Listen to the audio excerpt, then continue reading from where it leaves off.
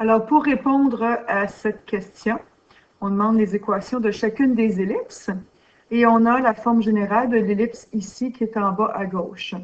Alors, la forme générale ici, je vais la transformer en forme canonique. Pourquoi? Parce que la forme canonique va nous permettre de trouver, par exemple, la largeur de l'ellipse, sa longueur, de même que le HK.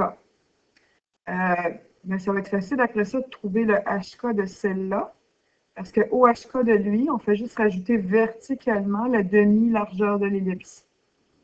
Ensuite, pour cette ellipse-là, vu qu'elle a fait une rotation, bien, sa largeur sera la même que celle-là, puis sa longueur la même aussi. Donc, c'est seulement le K qui va changer. Puis les largeurs ne sont pas, évidemment, la largeur va être, cette largeur-là va être en dessous du X, alors que cette largeur-là est en dessous du Y. Alors, on va commencer par transformer. Donc, je vais mettre mes X ensemble, les Y ensemble,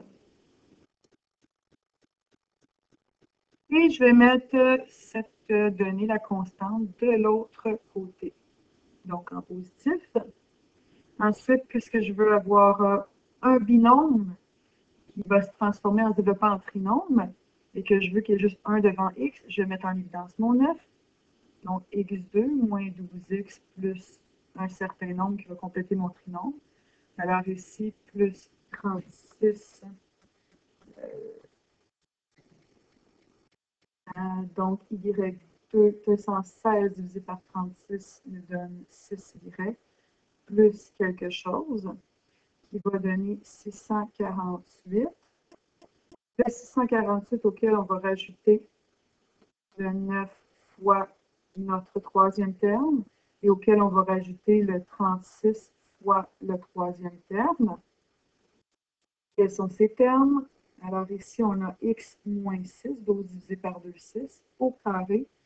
Ça nous fait 36 ici, plus 36 y divisé par 2, 6 divisé par 2, moins 3, au carré 9. Donc 9 fois 36 ici, plus 36 fois 9. Donc, on va calculer ça. Ça nous donne 1296.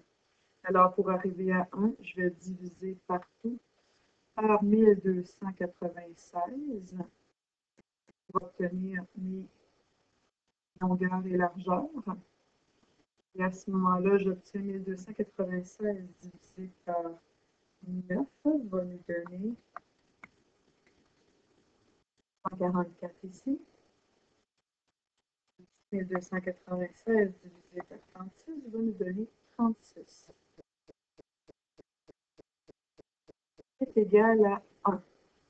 Alors, en dessous du Y, c'est la racine carrée de 36. Ça veut donc dire que le demi-axe vaut 6. Donc, ici, ça vaut 6. Et ici, la racine carrée de 144, c'est 12. Donc, le demi-axe ici vaut 12. Alors là, il suffit juste pour établir les autres équations de partir de celui-là. Et le HK, c'est 6 et 3. Donc, à partir de 6, 3, si je me rends au centre de celle-là, qui est verticale, je vais la mettre en bleu, celle-là. Alors, cette verticale ici, 6, 3, j'ajoute 6 à 3, j'ai donc un centre de 6, 9. La largeur ici, bien, si c'est 6 comme ça va être 6 comme ça. La longueur est de 12, donc sa longueur ici va être de 12. L'équation, c'est donc x moins 6 au carré. En dessous du x, c'est le 6, donc 6 fois 6, 36. Plus y moins 9, le cas c'est 9 au carré. Sur 12 au carré, 144 égale 1. Alors, si je vais avec celle-là ici, je vais mettre en mode, si je prends le centre, à partir du 6,9, il faut que je rajoute cette partie-là, qui est la moitié de 12. La moitié de 12, c'est 6. Donc, 9 plus 6, qui est donc 6, 15. J'ai déjà ici la largeur en tout, c'est 12. Donc, en dessous de mon Y, ça va être 6 carré. En dessous, je ne vais pas tout écrire les équations, mais juste montrer qu'est-ce qu'il devrait y avoir. Donc, ici, ça va être x moins 6 encore et y moins 15 ici, qui vont être au carré. En dessous du y, ça va être 6 carré. En dessous du x, ça va être 12 au carré. Maintenant, pour celle-là ici, avec le rouge ici, je vais mettre le centre qui est juste ici. Alors, il faut rajouter 2 fois 6 à mon 6. Donc, 6 plus 12 me donne 18 dans mon sens. Le 9 est au même niveau. Ici, en dessous du x, ça va être 6 au carré, la même largeur que ça. Et en dessous du y, ça va être 12 au carré. Si je prends celle-là qui est debout ici, je vais la mettre en rouge encore.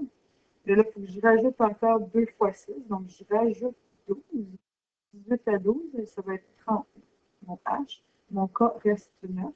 Et en dessous du x, ça va être encore 6 au carré. En dessous du y, ça va être 12 au carré. Pour maintenant, celle-ci, je vais prendre une autre couleur. Je vais prendre la petite. Alors, mon centre ici, ben, le H est directement vis-à-vis celui-là. On aurait pu partir à gauche, partir en bas. Et le K, ben, à partir du 9, il faut que je rajoute 6. Parce que tout ça, c'est 12. Donc, je rajoute 6, ça me fait 15.